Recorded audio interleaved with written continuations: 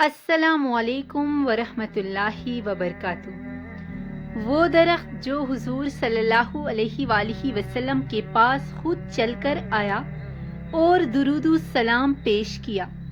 حضرت عبداللہ بن عمر رضی اللہ تعالیٰ عنہ نے فرمایا کہ ہم لوگ رسول اللہ صلی اللہ علیہ وآلہ وسلم کے ساتھ ایک سفر میں تھے۔ ایک اعرابی آپ کے پاس آیا، آپ نے اس کو اسلام کی دعوت دی۔ اس اعرابی نے سوال کیا کہ کیا آپ کی نبوت پر کوئی گواہی بھی ہے؟ آپ صلی اللہ علیہ وآلہ وسلم نے ارشاد فرمایا کہ ہاں، یہ درخت جو میدان کے کنارے پر ہے میری نبوت کی گواہی دے گا۔ چنانچہ آپ صلی اللہ علیہ وآلہ وسلم نے اس درخت کو بلایا اور وہ فوراً ہی زمن چرتا ہوا اپنی جگہ سے چل کر بارگاہ اقدس میں حاضر ہوا، اور اس نے بآواز بلند 3 مرتبہ آپ کی نبوت کی گواہی دی۔ پھر آپ صلی اللہ علیہ وآلہ وسلم نے اس کو اشارہ فرمایا تو وہ درخت زمین میں چلتا ہوا اپنی جگہ پر چلا گیا۔ امام بغوی نے اس حدیث میں یہ روایت بھی تحریر فرمائی ہے کہ اس درخت نے برگاہ اقدس میں آ کر السلام علیکہ یا رسول اللہ کہا۔ اعرابی یہ معجزہ دیکھتے ہی مسلمان ہو گیا اور جوش عقیدت میں عرض کیا کہ یا رسول اللہ، مجھے اجازت دیجیے کہ میں آپ کو سجدہ کروں۔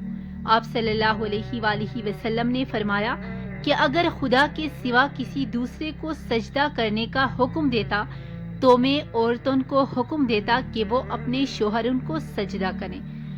یہ فرما کر آپ نے اس کو سجدہ کرنے کی اجازت نہیں دی۔ پھر اس نے عرض کیا، یا رسول اللہ، اگر آپ اجازت دے تو میں آپ کے دستے مبارک کو بوسہ دوں۔ آپ صلی اللہ علیہ وآلہ وسلم اس کو اس کی اجازت دے دی۔ چنانچہ اس نے آپ کے مقدس ہاتھ کو ولہانہ عقیدت کے ساتھ چوم لیا۔ اس طرح حضرت جابر رضی اللہ تعالیٰ عنہ کہتے ہیں کہ سفر میں ایک منزل پر حضور اقدس صلی اللہ علیہ وآلہ وسلم استنجا فرمانے کے لیے میدان میں تشریف لے گئے، مگر کہیں کوئی آڑ کی جگہ نظر نہیں آئی۔ ہاں، البتہ اس میدان میں 2 درخت نظر آئے جو ایک دوسرے سے کافی دوری پر تھے۔ اللہ آپ صلی اللہ علیہ وآلہ وسلم نے ایک درخت کی شاخ پکڑ کر چلنے کا حکم دیا تو وہ درخت اس طرح آپ کے ساتھ ساتھ چلنے لگے جس طرح مہار والا اونٹ مہار پکڑنے والے کے ساتھ چلنے لگتا ہے۔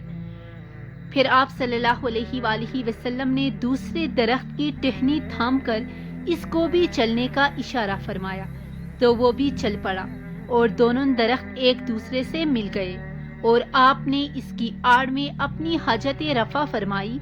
اس کے بعد آپ صلی اللہ علیہ وآلہ وسلم نے حکم دیا تو وہ دونوں درخت زمین پر چراتے ہوئے چل پڑے اور اپنی جگہ پر پہنچ کر جا کھڑے ہوئے۔ امام ترمذی لکھتے ہیں کہ حضرت جابر بن سمرہ رضی اللہ تعالیٰ عنہ سے روایت ہے کہ حضور صلی اللہ علیہ وآلہ وسلم نے فرمایا، مکہ مکرمہ میں ایک پتھر ہے جو مجھے بعثت کی راتوں میں سلام کیا کرتا تھا، میں اسے اب بھی پہچانتا ہوں۔ ناظرین کرام، رسول خدا صلی اللہ علیہ وآلہ وسلم اللہ کے محبوب ترین نبی تھے۔ آپ کی شان نبوت یہ تھی کہ آپ سرکار صلی اللہ علیہ وآلہ وسلم جہان سے گزرتے انسانوں غیر انسانی قوتیں بھی آپ پر سلام اور درود بھیجا کرتی تھیں۔ یہ اللہ کریم کی اپنے محبوب نبی سے محبت کا اظہار ہے کہ اللہ خود اپنے نبی پر درود و سلام بھیجتا ہے اور اپنی مخلوقات کو بھی اس کی ہدایت فرمائی، لیکن انسان ایسا ناقدرہ اور کج فہم ہے کہ وہ اللہ تعالیٰ کی اس ہدایت پر عمل کے بجائے درود السلام پر بحث شروع کر دیتا ہے۔ درود السلام کی حکمت اور فضیلت میں ہر کسی کی بلائی پوشیدہ ہے۔ یہ ہر انسان کی زندگی کا بہترین عمل ہے جو اسے عشق نبی مالا مال کر سکتا ہے۔ احادیث مبارک میں اللہ کے نبی کے یہ معجزات بھی موجود ہیں کہ جب درختوں اور پتھروں نے بھی آپ کو سلام کیا اور درود پڑھا۔ حضرت علی رضی اللہ تعالیٰ عنہ بیان کرتے ہیں، ہم مکہ میں حضور اکرم صلی اللہ علیہ وآلہ وسلم کے ہمراہ تھے۔ آپ صلی اللہ علیہ وآلہ وسلم مکہ کے گرد و نواح میں گئے تو راستے میں جو پتھر اور درخت آپ صلی اللہ علیہ وآلہ وسلم کے سامنے آتا تو وہ کہتا، یا رسول اللہ آپ پر سلام ہو۔ پتھروں اور پہاڑوں کی جانب سے رسالت ماپ کی خدمت میں سلام کو امام بہقی نے بھی روایت کیا ہے کہ حضرت عباد بیان کرتے ہیں، میں نے حضرت علی کو فرماتے ہوئے سنا، میں نے دیکھا کہ میں حضور نبی کریم صلی اللہ علیہ وآلہ وسلم کے ساتھ فلان فلان وادی میں داخل ہوا۔ آپ صلی اللہ علیہ وآلہ وسلم جس بھی پتھر یا درخت کے پاس سے گزرتے تو وہ کہتا، اور میں یہ تمام سن رہا تھا، اردن کے شمالی صحرا میں ایک درخت ایسا بھی ہے جو گزشتہ 1400 سال سے آج بھی ہرا بھرا ہے، اور اس کے بارے میں بتایا جاتا ہے کہ یہ اس درخت کے نیچے نبی کریم صلی اللہ علیہ وآلہ وسلم نے آرام فرمایا تھا۔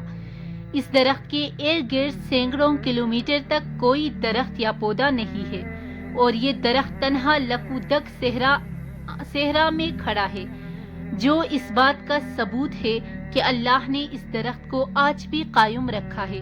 اس درخت کو جو اعزاز حاصل ہیں وہ کسی اور درخت کو نہیں، جس کی وجہ سے اسے صحابی درخت بھی کہا جاتا ہے، اور یہ اللہ کی قدرت ہے کہ یہ درخت صدیاں گزر جانے کے بعد بھی صحیح سلامت ہے۔ روایت ہے کہ اس درخت کے نیچے کوئی نہیں جا سکتا تھا، اور جو بھی اس کے نیچے جانے کی کوشش کرتا وہ خوفزدہ ہو کر بھاگ جاتا۔ عیسائی اس بات پر یقین رکھتے تھے کہ اس درخت کے نیچے صرف نبی آخری الزمان صلی اللہ علیہ وآلہ وسلم ٹھہریں گے۔ اس درخت کے قریب ہی ایک گرجا گھر تھا، جہاں ایک خانقاہ میں بحیرہ نامی انجیل کا بہت بڑا عالم مقیم تھا۔ یہ اس علاقے میں بڑی قدر و منزلت سے دیکھا جاتا ہے۔ بحیرہ کا ایک گوشہ نشین شخص تھا، اپنی خانقاہ سے باہر نہیں نکلتا تھا، اور شہر کے لوگوں سے اس کے روابط بالکل نہیں تھے۔ اس کی تحقیق تھی کہ ادھر سے نبی آخر الزمان صلی اللہ علیہ وآلہ وسلم کا گزر ہوگا، چنانچہ وہ یہاں آنے جانے والے ہر قافلے کو کھڑی سے بغور دیکھتا کرتا، مگر اسے وہ ہستی نظر نہ آتی جس کے لیے اسے تلاش تھی۔ لیکن ایک دن ایسا ہوا کہ ایک عرب سے آیا ہوا قافلہ وہاں رکا۔ بحیرہ میں اپنی خانقاہ کی کھڑکی سے ایک حیرت انگیز منظر دیکھا۔ اس نے دیکھا کہ سامنے درخت کے نیچے ایک 12 سالہ لڑکا بیٹھا ہے۔ درخت کی شاخیں اسے دھوپ سے بچانے کے لیے اس پر جھکی جا رہی ہیں، اور جب وہ لڑکا اٹھ کر دھوپ میں گیا تو بادل کا ایک ٹکڑا اس پر سایہ فگن ہو گیا۔ سالہ سال کی تحقیق اور اس کے علم مطابق اسے 80 دن اور اسی ہستی کا انتظار تھا۔ وہ بڑی تیزی سے اپنی خانقاہ سے باہر نکلا اور قافلے میں گھس گیا۔ قافلے کے تمام لوگ اپنے اپنے کاموں میں مصروف تھے۔ بحیرہ ان لوگوں سے مخاطب ہوا، آپ لوگ خانقاہ تشریف لے چلے، میری طرف سے آپ تمام لوگوں کی دعوت ہے اور کھانے کا اہتمام کیا گیا ہے۔ قافلے کے تمام لوگ ایک دوسرے کا منہ دیکھنے لگے، گویا نگاہیں ایک دوسرے سے پوچھ رہی تھیں، ہم لوگ کئی باریاں یہاں آئے، ٹھہرے اور چلے گئے، لیکن بحیرہ نے کبھی نہیں پوچھا آج وہ کیوں اتنا مہربان ہو رہا ہے۔ بہرحال کیا کرتے، تمام لوگوں نے اس کی دعوت قبول کی اور بحیرہ کی رہنمائی میں اس خانقاہ کی طرف روانہ ہو گئے۔ بحیرہ نے سب کا پرتپاک خیر مقدم کیا۔